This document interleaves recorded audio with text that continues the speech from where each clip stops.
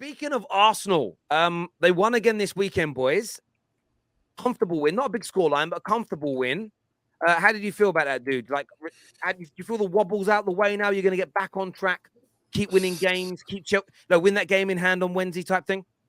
After losing against Man City, the next two games, Villa away and Leicester away, we had to win those two games. There was a lot of Arsenal fans. I saw that clip of Igal and the other guy that were arguing each other, saying that Arsenal, like, that it's finished, we've bottled everything. A lot of Arsenal fans actually thought after that Man City game that it was all over. But the amount of times that this team has actually showed up this season with character, with performances, we have to believe them. There's no way that's why I believe that we've got a big percentage chance of us winning the league this season, because we've brought in characters, we've brought in players with personalities, and we've actually got quality in the team right now as well. The Leicester game, Aston Villa game, I think that can happen every week. We had that has to be once in a blue moon games. But the Leicester game, we showed why we are the best team in the Premier League this season. The way we performed, 1-0, but it wasn't like a tight 1-0 game. It was a comfortable 1-0 game. We should have been 2-3-0 up. Ramsdale didn't have to make a single save the whole game. Leicester, that's what I said before, they should have been 2-0 up against Man United when they had that many chances. We didn't give them a single chance. It's like game after game, we need to show that we're not going to leak any more goals. 1-0 wins, show character, show personality, because there's going to be a lot of games that we're going to struggle playing football. But if we get that 1-0 win, I think we've got a good chance of winning the league. Yeah. So I said it before. I said it like 2 years ago. There's a clip. 2 years ago, I said, with Arteta, with his man management, I believe we'll win the league in the next 2-3 years. There's a lot of us. That's why I said, that's why I don't agree with these super chatters when they say this guy's deluded. I said we're going to win the league a year ago. I said we're going to win the league in the next 2 years, 2-3 years. Everyone was laughing at me. Everyone was saying this guy deluded. He doesn't know what he's talking about. But if we win the league this year, I've proven a lot of Arsenal fans wrong, because this club, this identity, this manager, we're going to go a long way. Win the league this year. In the next 2 years, win the Champions League. And Arteta is going to prove why he's an elite coach. But that's it, yeah. I was impressed with Arsenal. Obviously, Maddison being out is a big loss for Leicester. They're not very good right now, but Maddison's a good player for them. But to restrict them to, I think it came out at 0.01 xG. They had one shot that from range that went past, like, way past the post. I saw there was one. I think the clip's gone around on Twitter, but when I was watching it, Leicester had a break, and I was like, all right, they got a bit of a chance there. And before you knew it, just bare Arsenal man come from nowhere and just blocked up the whole area. I was like, right, these guys are on it. They're making sure that they get those wins, that the Aston Villa one you got later on, but the Leicester one, those are the wins that you have to, because you might go to Etihad and lose. It's possible. You might go to Liverpool and drop some points. Those big games, those results are 50-50 sometimes. But it's these games, the Leicesters, the Aston Villas, and your Everton midweek. Those are the ones that by hook or by crook you have to leave with 3 points. And the work that Arsenal put in away at Leicester. Leicester came to Old Trafford and they gave us some problems in the first 20 minutes.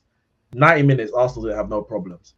So I was like, you know what? Fair play. It's a boring game, a terrible game to watch. I only watched it for 90 minutes because at 1-0, there's a hope that Leicester might get an equaliser. But in reality, Leicester had no hope. I was going to say, just shout out to VAR. Shout out to VAR that are trying to sabotage us from winning the league this season. Because I don't know how we did not get a penalty that game. I don't know how that goal for Trossard didn't stand. No. So I think the Saka one I get. If he says a penalty, I get the argument. The Trossard one I think that was a good spot by VAR because he held it back. Like, remember, Ward actually punched the ball, but the fact that he couldn't get more distance on it was purely based on the fact that Ben White was holding him. But I agree that the Saka one probably should have been given. It happens every week. I remember when when Thingy scored against us, when Aston Villa scored against us at the Emirates, when I think it's Watkins, and he was holding Ramsdale. Yeah. And then I think Douglas Luiz scored from a corner.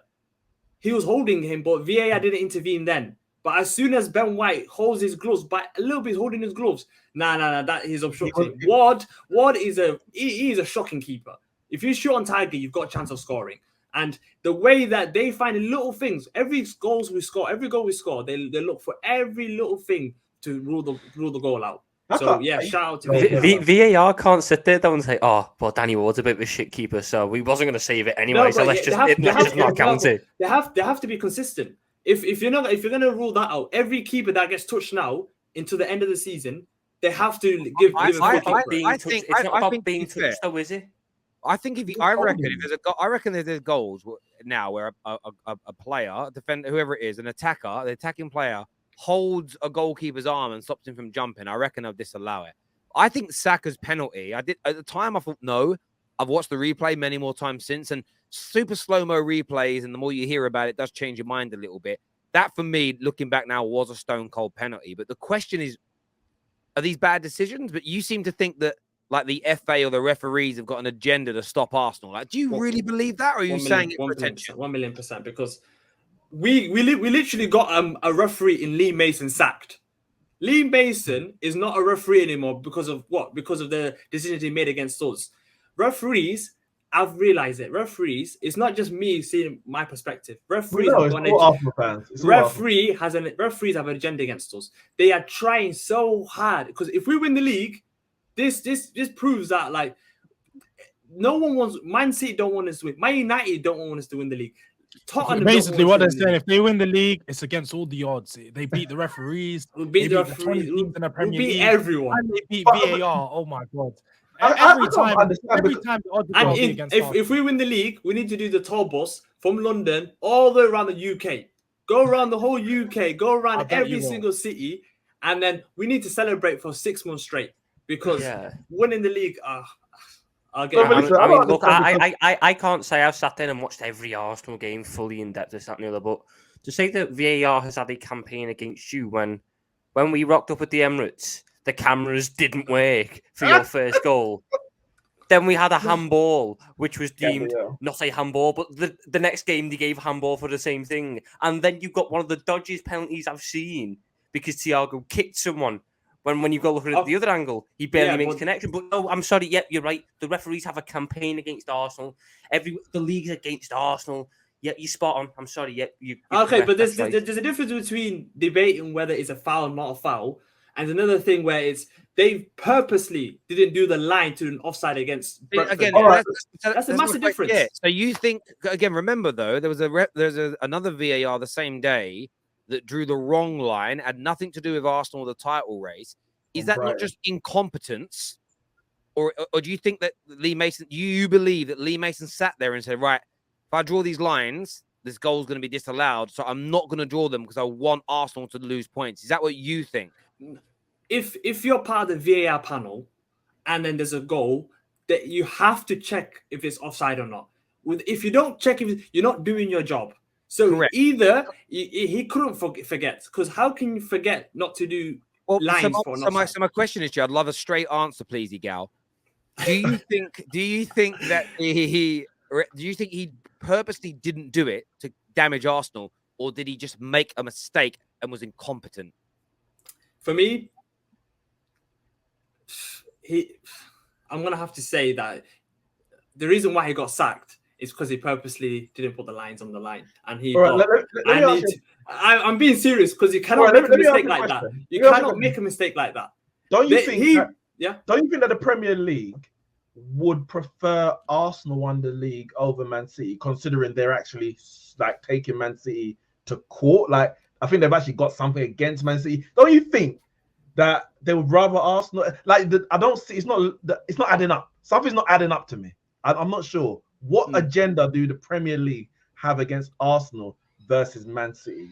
Explain. Help me out. Because I don't know. It's something because if you look at the Premier League pundit on Sky Sports, he has always had an agenda against Arsenal.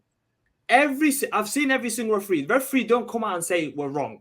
And every time they make a mistake, or Lee Mason got sacked for a reason. He didn't get sacked because he made a mistake. He got sacked because he got found out for refereeing against Arsenal. They knew there must be some inside sources. How Webb must have knew that he did something wrong, and he must have done it on purpose. So he got sacked off. There needs to be more Yeah, that's 100% penalty. Hang on a minute. So you're saying the pundit, the ex-referee doesn't back Arsenal when these things happen? No chance. He doesn't back Arsenal. So hang on a minute. So hang on a minute. Just listen. Backer from Harry Suter. Could Arsenal have had a penalty here? Was this not a clear and obvious error or not? I think this is a foul, Rob. I know Suter will say he I've seen this slipped, clip. but I think There's the guy that you. So I listen. I'm not saying the referees don't, but that's the ex-referee Gallagher on Sky saying it should have been a penalty. So you can't say he No, I know, but he's not doing his job if he says that's not a penalty, because then he'll know in public that he's against Arsenal. But hang on, but if he's saying it in private, how do you know he's doing that? You must have seen it. Conspiracy theories. This is what it's No. There's apparently some league-wide conspiracy with every referee in the FA to try and stop Arsenal win the league. That's what you're saying. You know what it is? I'll do my research. I'll get hard proof evidence that these referees are against us. Because right now you won't believe me because it's. If you find that, just show us that aliens are real too. Man. The way I think they've made some bad decisions against you. I just don't believe there's a conspiracy against you. The reason I'm saying it is this. So answer me this question. For every conspiracy theory ever, what's the end goal? And I don't just want to hear they don't want Arsenal winning it. I don't want the what. I want the why. Why don't they want you winning it? That is a big question. See, for you not to make it for Arsenal fans to make this conspiracy theory stick online, you've got to go beyond what. You've got to go beyond how. You've got to go to the why. There has to be a why behind why they're doing it. There has to be when people say United only win because Fergie pays the refs, that kind of gives you, okay, I get it. We're only winning because he's paying the refs and he's paying the refs so we win. And the refs are doing it because they're getting a financial boost out of it. That makes sense. It's not true, but it makes sense. I don't understand why you think they're against you. I can't get it. Okay, another big factor, Mikel Arteta. These referees hate Mikel Arteta. They absolutely hate him. And they come out and say, because every manager since beginning of time has come out of the touchline, has shouted at the referee, but as soon as Mikel Arteta starts doing that, it's all over Sky Sports, Talksport talking about it, it's on BT Sport. Arteta needs to. I remember when Arteta, he literally just said, why isn't Luke Shaw not getting booked for the foul on Saka? He literally said, why isn't he getting booked? Referee comes out and gives him the yellow card straight away. He didn't even move that much out of his touchline. I get that. And I get that. So the comment it says, because we're first, Terry, what the F? Yeah, but Arsenal fans said there was a conspiracy when you were 8th. So another thing is, and that's why I want to. So I don't think it's about you just being first. If it exists, it's not because you're just first. It's been going on now for 3 years. And I just want to understand. I'm always open to changing my mind about anything, but I have to understand the whys. There's some super chats that have come in here. This is new conspiracy. Terry brings on delusional Arsenal fans to disrespect their fan base. Really wish you'd talk about the defensive performance instead. I mean, he's free to bring on what he wants. Okay. Super chats here. When are you going to invite a good spokesperson on for Arsenal? One second. Let me just say, because we've had a lot of Arsenal fans on this channel, and if you say when you're going to bring on a good one, maybe the majority of Arsenal fans are deluded. That's the conclusion I've got to. As an Arsenal fan, I hate fans like this fan who say they have an agenda against us. It evens out in the end. If that was the case, then we would wouldn't have had a penalty given against us. We would have penalties given against us always, which is true. I think VAR and referees bias does exist, not just against Arsenal. It's for every team, and it varies. They are humans after all. Yeah, I can believe that. I can believe that there is biases and, well, this fan base are horrible to me, so I'm more inclined to not help them. But I don't think it's a national agenda where they have meetings about it and pray. Can you explain to me why Pep and Klopp and Conte were never getting booked for coming out of the touchline? As soon as Arteta does it, it's a big thing all over social media. Klopp got sent off for it this season. I know, but I'm talking about over the past 5 years. Past 5 years, this was never a thing. As soon as Arteta starts doing it, because they don't do it constantly. They don't. Pep Guardiola doesn't do it constantly. I've seen Pep Guardiola kick a water bottle. I've seen Pep Guardiola run down the. I've seen Pep Guardiola do so many things. It's not like they've been sat on their chairs. They've been doing it for how many years? James here says referees have no agenda against Arsenal. It's just bad officiating. That's what I agree with, James. I agree with you completely. Tavin here says, what I can't stand is what I don't like, that the 5 games we've dropped points in have all had apologies from refs. I don't blame refs, but this is jarring. By the way, Gabriel's handball came off his chest, is what Tavin says here. And look, I do think there's some bad decisions that have gone against Arsenal this year, but I'm more asking around, is there a conspiracy?